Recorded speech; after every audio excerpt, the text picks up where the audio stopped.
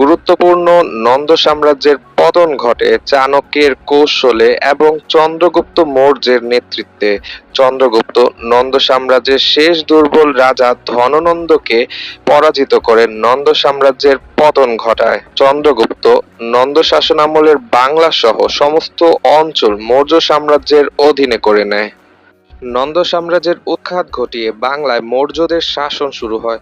মৌর্য সাম্রাজ্যের প্রতিষ্ঠাতা চন্দ্রগুপ্ত মৌর্য উত্তর পশ্চিম ভারত থেকে বাংলা অঞ্চল পর্যন্ত শাসন করে।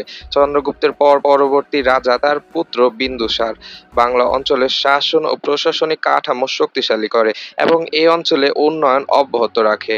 বিন্দুসারের পুত্র অশোক মৌর্য সাম্রাজ্যের অন্যতম জনপ্রিয় শাসক। সম্রাট অশোকের সময় বাংলায় শান্তি বিরাজ করেছিল এবং সংস্কৃতির বিকাশও ঘটেছিল। প্রাচীন ভারতের প্রধান একটি সাম্রাজ্য মৌর্য সাম্রাজ্য, যা খ্রিস্টপূর্ব ৩২২ থেকে খ্রিস্টপূর্ব ১৮৫ পর্যন্ত বিদ্যমান ছিল।